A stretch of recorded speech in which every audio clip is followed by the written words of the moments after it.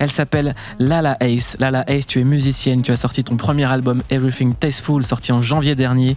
Et ce soir, tu viens de nous parler d'une comédie musicale, Baiser mortel, que tu as écrite avec le musicien LoJack et la chorégraphe Cecilia Bengolea. Bienvenue dans Verven Underground. Merci beaucoup. Comment présenter Lala Ace pour les gens qui ne connaissent pas ? Comment présenter la meilleure rappeuse française déjà pour commencer. Jeune artiste qui veut faire beaucoup de choses en fait. J'ai pas envie de me limiter à un truc. Du coup, c'est pour ça aussi qu'on fait la comédie musicale aussi, ouais. Elle sera jouée le 18, 19 et 20 octobre prochain à la Bourse du Commerce de Paris. Tu y incarnes le rôle principal, le rôle de la mort. Baiser mortel, de quoi ça parle ? Ouais. Alors, ça vient d'un vieux film des années, je crois, 40, qui s'appelle La mort en vacances. On a pris ça avec LoJack. Et c'est l'histoire de la mort, en fait, qui prend une forme humaine, qui descend sur Terre et qui tombe amoureuse. Donc, la mort, c'est moi. D'une femme et qui après ne veut plus rentrer dans le ciel. Point sensible de Lala Ace et Malik Judy, un duo qui détonne par rapport à l'univers musical de Lala Ace et celui de Malik Judy, la rencontre entre la pop et le rap, ce qui donne encore un nouveau genre. Comment est né ce morceau ? C'est venu de Malik en vrai, qui m'a fait une proposition en vrai, qui m'a reçu chez lui un jour, qui m'a dit je voulais te faire écouter un son. On ne se connaissait pas du tout, hein. Et je connaissais pas vraiment ce qu'il faisait non plus. Et j'ai vraiment kiffé le morceau en vrai. La musique de Lala Ace, c'est quand même très pointu. T'es allé creuser ton sillon de manière hyper directe. On a l'impression que depuis le début, t'as foncé en disant je vais faire ce que j'aime et je vais creuser ça à fond. Ouais. Est-ce que finalement, appartenir à une musique plus underground, c'est pas la meilleure façon de pouvoir collaborer avec tout le monde ? Ouais, c'est vrai. Parce que quand tu creuses vraiment ton propre truc et que tu le parfais, je pense que les gens le respectent au bout d'un moment. Ils veulent rentrer un peu dans l'univers, tu vois. C'est comme si moi, je peux me caler avec un peu tous les genres des gens, tout en gardant ma patte, tu vois. Du coup, c'est vrai que c'est cool. Ton prénom, c'est Mélanie, ouais. Comme une autre rappeuse française. Ouais, tu as 26 ans. Tu es née à Lyon. Mère ivoirienne, père français. À la maison, on écoute de la musique ivoirienne et de la chanson française. Ouais. Dans quelle atmosphère on se retrouve, en fait ? Bah, il y a beaucoup de... Dans toutes les pièces, il y a des sons différents un peu. Il y a ma mère qui écoute des sons de son village. Mon père qui écoute du Brassens, du Cabrel, tout ça, et mes grands frères qui écoutent du Tupac, Biggie, all that shit. Il y a un point commun qu'on valorise très peu entre la musique ivoirienne et la chanson française, c'est la mélancolie. C'est vrai. Dans le Zouglou surtout, tu vois, ce genre en Côte d'Ivoire, il y a beaucoup de revendications, c'est vrai, c'est des histoires en fait. Et c'est vrai qu'il y a de la mélancolie. Et moi, j'aime bien mettre ça un peu dans mes chansons aussi. Tu vois, de la mélancolie, mais un peu chaleureuse, sexy, tu vois. La séduction mélancolique. Ouais, j'adore ça. Mais comme sont les vrais séducteurs. Yeah, un peu de, you know, un peu de sadness. Le Zouglou, c'est un genre musical où il y a même des morceaux, il y a un tube de Zouglou où carrément on peut raconter un match de foot. Ouais. C'est un art de la narration en fait. Ouais, c'est ça, c'est une histoire complète. On vient d'écouter Magic System, premier Gaou. Ce morceau, il est extrêmement important parce qu'il a fait voyager déjà Magic System et il a rendu possible un tube venu directement de la Côte d'Ivoire. Ouais. T'avais quel âge quand ce morceau est sorti ? Est-ce que tu t'en souviens ? Ouais, je m'en souviens, j'étais petite. Hein. Après, moi, les années, je suis pas très très fort. Je devais avoir peut-être 12 ans. Ouais, ouais, c'était les années 2000, ouais. C'est ça, ouais. Hein. Mais c'est marrant parce que je sais que ce morceau, il était sorti depuis déjà très longtemps, tu vois, en Côte d'Ivoire. Et je sais pas ce qui s'est passé, comment ils l'ont sorti d'un coup en France, mais ça a voyagé dans le monde aussi. Moi, c'est un morceau que j'écoutais en voiture le soir avec mes potes, ouais. Et on l'a vu 2 ans après à la télévision. C'est ça. Avec ce clip, et ce qui est drôle, c'est que c'est des gens qui font partie de la culture hip-hop qui sont allés dans le clip pour donner de la force à Magic System, pour que ça passe en télévision, et qu'aujourd'hui, c'est la culture africaine qui donne de la force au hip-hop pour voyager. C'est vrai. Ouais, c'est vrai, ça se retourne un peu. C'est bien, ça fait du bien. À la maison, il y avait donc la musique ivoirienne, mais aussi la chanson française. Francis Cabrel, la corrida sur Europe 1 avec notre invité Lala Ace, et vous écoutez Verven Underground. Pourquoi j'ai choisi ce morceau ? C'est parce que j'ai mis du temps à comprendre de quoi ça parlait, alors que le titre est là, et c'est le même effet que m'a fait ta musique. D'accord. C'est que des fois, on voit le titre, tout est explicite, et quand on écoute, il faut rentrer plusieurs fois dedans pour connaître le chemin de pensée. C'est vrai. C'est une bonne analogie, ouais. Est-ce que c'est comme ça que t'écris, toi ? Ouais. Moi, après, c'est vrai que ce morceau, par exemple, de Cabrel, il y a vraiment un sujet précis quand même, tu vois.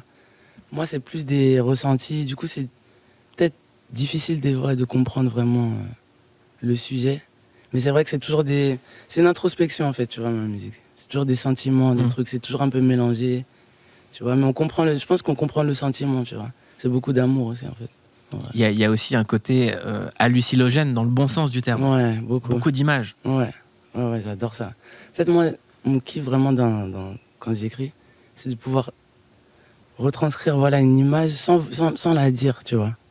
C'est ça la beauté du truc, tu vois. Sans être vulgaire. Si je parle de sexe, par exemple, j'aime bien. Si je parle d'un truc précis, par exemple. Par exemple quoi? Par exemple, je sais pas, une position ou un truc, tu vois, quelque chose qui se passe. J'aime bien tu vois, l'enjoliver, le rendre beau et le magnifier, tu vois. Voilà. Est-ce que toi, quand tu décides de prendre une thématique, tu fais partie des artistes qui se disent, voilà, il faut que j'aille dans un point A à un point B, ou au contraire, tu fais cet exercice qui est très compliqué, qu'on retrouve dans d'autres arts, c'est d'être capable de mettre des mots sur des émotions, des couleurs. Ouais. Moi, c'est plutôt comme ça, plutôt que de dire, ok, là, on va parler de ça. Non. C'est juste là, ça coule. J'entends la musique, ça coule. Divin. Et est-ce que t'es dépassé parfois par l'interprétation qu'on peut faire de ta musique? Ouais, après, j'écoute pas trop, je sais pas. Non, je suis pas vraiment dépassé, ça. Parce que c'est jamais vraiment très négatif. Les trucs qu'il peut y avoir, c'est qu'on comprend pas, peut-être. Mais je me dis, que plus t'écoutes, plus tu vas comprendre. Ouais. C'est pas donné à tout le monde. En tout cas, ton histoire aide à comprendre ta musique. On revient dans la chambre d'adolescent.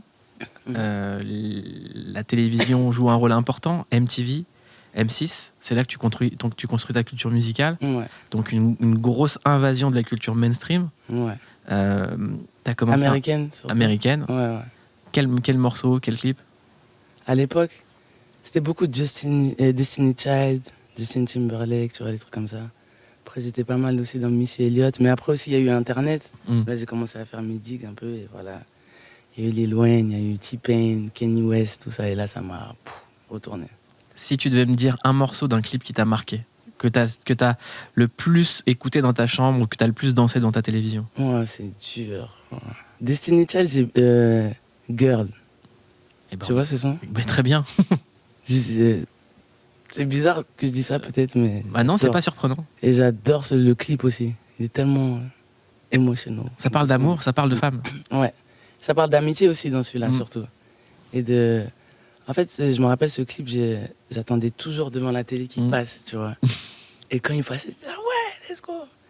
Et moi, c'est la force de ces trois meufs, tu vois, dans le clip qui m'a vraiment, je sais pas. Dans Destiny Child, il y a le mot child, et chez toi, on a l'impression que l'enfance, c'est resté très très important. Ouais? Comment ça? Bah, il y a la naïveté, il y a la façon dont tu racontes parfois des relations d'adultes, mais toujours avec un regard d'enfant, avec des attentes d'enfant, avec quelque chose de mais très c'est trop marrant parce qu'il y a une meuf qui m'a dit ça. En fait, toi, t'es un bébé de ouf. Non, elle m'a dit ça il y a pas longtemps. Et en fait, ça doit être C'était quoi le contexte? C'était pas du tout un contexte d'adulte en plus, ouais. Tu vois. Genre, c'était un peu intime et tout, mais elle m'a dit en fait, un bébé de ouf. Je dis ouais, peut-être. Mais souvent, les artistes ont ce truc d'enfant préservé. Ouais. Puis je suis la dernière aussi, un peu. Je suis un peu un bébé. Dans la famille? Ouais. C'est quoi le dernier truc de bébé? Ou sans qu'on te le dise, tu t'es dit là, je suis un peu un bébé?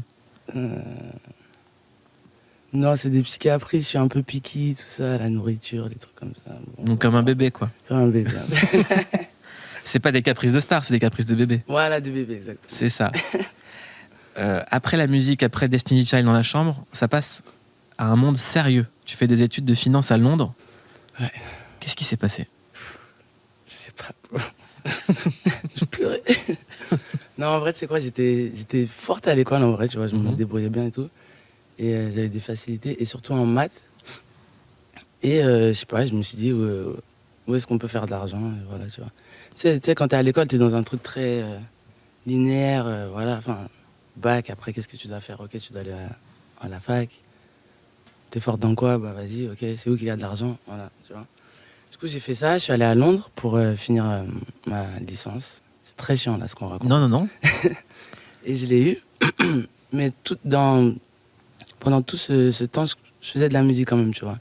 Dans ma chambre et tout, dans ma chambre de campus, j'ai fait plein de sons.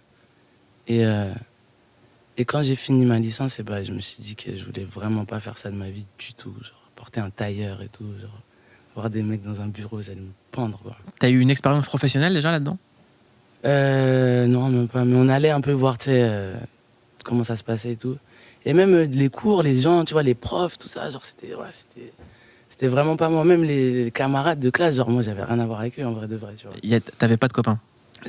En fait, ouais, il y avait des potos, tout ça, un peu, tu vois, tu vas en cours, tu rigoles, mais moi, j'étais là et pas là, tu vois ce que je veux dire.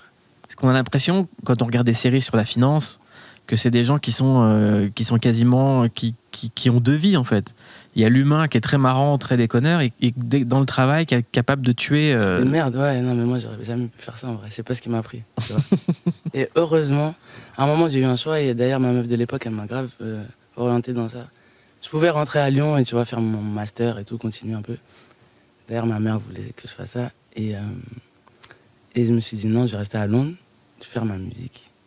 Et voilà, maintenant, je suis avec Mouloud Achour, négro. Comment ça se passe quand on annonce qu'on arrête la finance à la famille? Quand on est la dernière? Ça se passe pas bien. Il y a une année complète où j'ai dit, genre, je faisais un stage, année de césure, rien du tout. Je faisais de la musique à Londres, tu vois. Mais en imposture, quoi. Imposture alibi total. Ouais, je fais les faux papiers, tout ça. Non. Ouais, non. Des faux papiers? Ouais, des fausses années de césure. Ah, des faux carnets de correspondance? Ouais, donc tout. Waouh. C'est un taf, hein. C'est un taf. Famille africaine et tout. C'est beaucoup d'énergie. Ouais. Photoshop? Ouais, Photoshop. Très bien.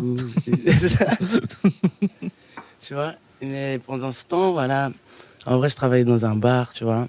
Et en même temps, je faisais ma musique. Et du coup, j'ai rencontré un gars qui m'a signé mon premier projet à Londres. Du coup, j'étais dans un label à Londres. Et voilà, j'ai continué. En fait, tu sais, je savais que, sans me la péter ou quoi, mais je savais qu'il y avait un truc, tu vois. Je savais que c'était bien ce que je faisais. Moi, ça me plaisait en tout cas. Je pensais que je pouvais montrer ça au monde. Donc, le temps que ça prendra, quoi. C'est intéressant ce que tu dis, parce que la plupart des artistes, en tout cas, qui passent le cap d'être vraiment artistes dans la vie dont c'est le métier, ont confiance en leur goût, en fait. Voilà. Font pas des choses pour percer, mais font des choses par rapport à leur goût. Voilà, c'est ça. Mais moi, ça a toujours été moi mon premier juge, en fait, de ma musique. C'est si moi, ça me plaît, je le fais, tu vois. C'est pas... Je réfléchis jamais ma musique à « Ah, ok, ça va marcher là » ou peut-être faudrait que je fasse comme ça, tu vois. Bien que maintenant que ça commence à être sérieux, on commence un peu à réfléchir comme ça, malheureusement, tu vois. À réfléchir comment? En fonction de ce qui marche ou des formats? Ouais, un peu plus, tu vois. Parce que, voilà, il y a des équipes, des trucs, tu vois. Mais en vrai de vrai, mon premier jus, c'est moi, tout le temps. Et jusqu'à présent, ça a payé. Le pseudo Lala Ace, c'est un hommage au prénom de ta grand-mère et au tennis. Lala et Ace. Ouais. Le tennis, c'est une passion. Et t'as même fait une chanson en hommage à Serena Williams. Le morceau, c'est Serena, entre parenthèses, Bocho. C'est quoi Bocho?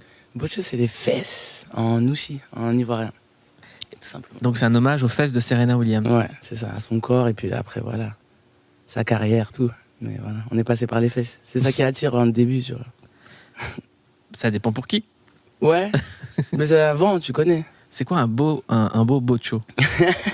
Ouais, faut m'expliquer. Ok, bon, alors un bon bocho, quand même, c'est bien. Faut qu'il soit présent déjà. Qu'il soit rebondi, on va dire. Pas dur. Parce que c'est un peu mou.